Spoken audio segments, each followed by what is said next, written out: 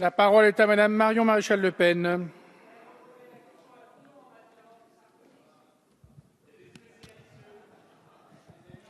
Merci, Monsieur le Président. S'il vous plaît. Oui, c'est vrai qu'on peut quand même déceler dans cette volonté de supprimer les peines planchers une espèce d'obsession compulsive de la majorité à modifier les textes de l'ancienne majorité. Mais bon, à la limite, on pourrait presque s'en féliciter. Pour une fois que la majorité tient ses promesses de campagne, ça fait plutôt plaisir. En tout cas, ça doit faire plaisir à leurs électeurs, le peu qu'il en reste en tout cas.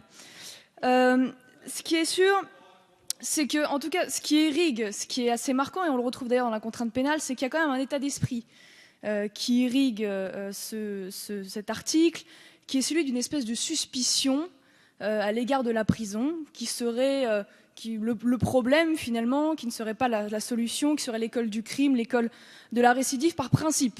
Je dis bien par principe parce que tout le monde s'entend sur les problèmes que peuvent engendrer en effet la surpopulation carcérale et les conditions de détention. Même M. Valls d'ailleurs, dans son livre Sécurité en 2011, qui a été déjà largement cité, avait spécifié qu'il était nécessaire de construire des prisons. Donc ça, c'est un autre problème. Or, si tel était le cas, on aurait pu s'attendre aux États-Unis à une explosion justement de la criminalité, eux qui ont largement, massivement augmenté leur population carcérale.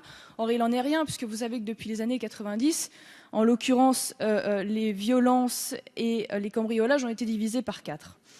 Mais je crois surtout qu'au-delà des peines planchers, puisque ça a été rappelé également, elles étaient très peu utilisées.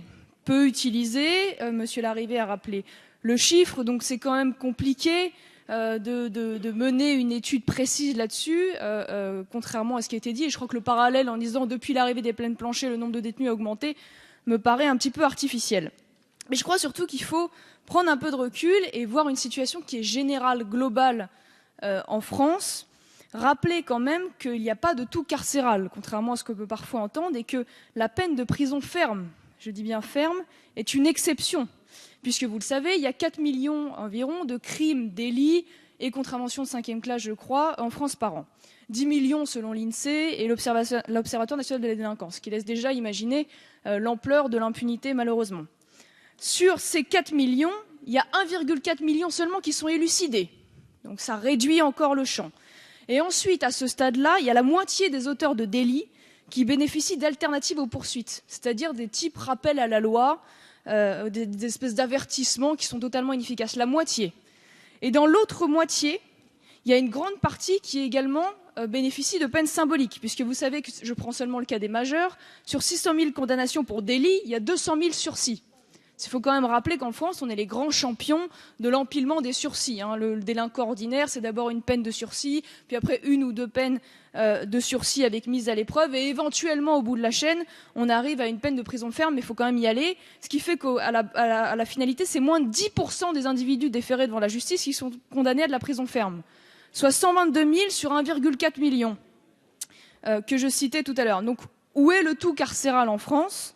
Et je crois qu'il est difficile, dans ces conditions, de considérer que la prison est le problème majeur de la récidive. Le problème majeur en France, c'est bien évidemment qu'il y a une impunité généralisée. C'est ça qui crée la délinquance, qui crée l'augmentation du nombre de détenus et qui crée la récidive.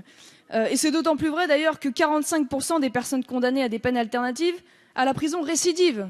Donc une fois de plus, ça défait l'argumentation qui est développée.